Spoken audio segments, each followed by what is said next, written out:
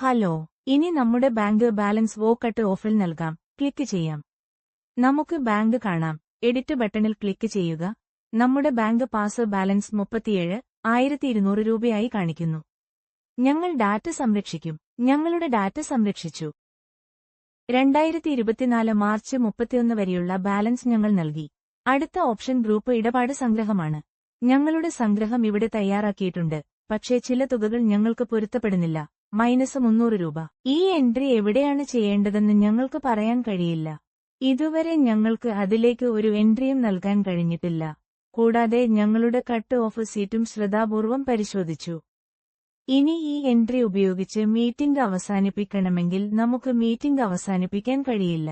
ആസ്തി equity plus ബാധ്യതയ്ക്ക് തുല്യമല്ലാത്തതിനാൽ meeting അവസാനിപ്പിക്കാൻ കഴിയില്ല. ഞാൻ ശരി ക്ലിക്ക് ചെയ്ത് നോക്കാം.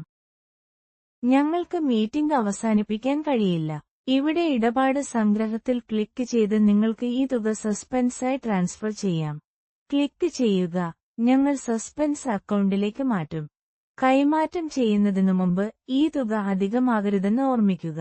ഈ തുക 1000 CLF-ൽ കൂടുതലും 500 Oയിൽ കൂടുതലും ആകരുത്. നിങ്ങൾക്ക് അത് കൈമാറ്റം ചെയ്യാൻ കഴിയില്ല.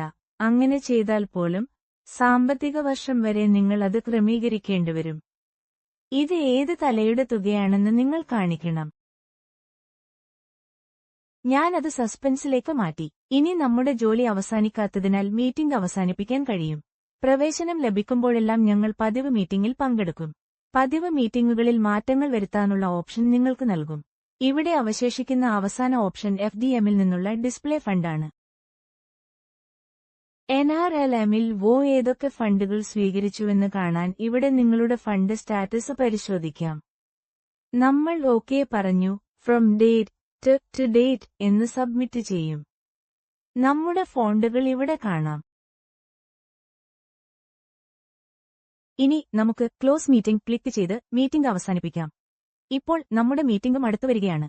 മീറ്റിംഗ് അവസാനിപ്പിക്കണമെന്ന് നിങ്ങൾക്ക് ഉറപ്പാണോ? അതെ, ക്ലിക്ക് ചെയ്യുന്നതിലൂടെ ഞങ്ങളുടെ മീറ്റിംഗ് അവസാനിച്ചു. നിങ്ങൾക്ക് സംഗ്രഹം ഡൗൺലോഡ് ചെയ്യാൻ കഴിയും.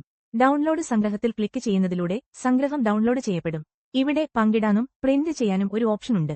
അടയ്ക്കുന്നതിന് അംഗീകാരത്തിനായി അയയ്ക്കുക. ഇവിടെ മീറ്റിംഗ് പൂർത്തിയായി, ഞങ്ങൾ അത് അംഗീകാരത്തിനായി അയച്ചിരിക്കുന്നു. നമുക്ക് മീറ്റിംഗ് അപ്ലോഡ് ചെയ്യണമെങ്കിൽ മീറ്റിംഗ് സിൻക്രൊണൈസേഷനിൽ പോയി അപ്ലോഡിലേക്ക് പോകണം. നിങ്ങൾക്ക് ഇവിടെ മീറ്റിംഗ് കാണാം. അപ്ലോഡിനായി ലൈവ് ഡാറ്റ എൻട്രി ചെയ്യുമ്പോൾ നിങ്ങൾക്ക് ഇവിടെ നിന്ന് മീറ്റിംഗ് അപ്ലോഡ് ചെയ്യാൻ കഴിയും. നന്ദി.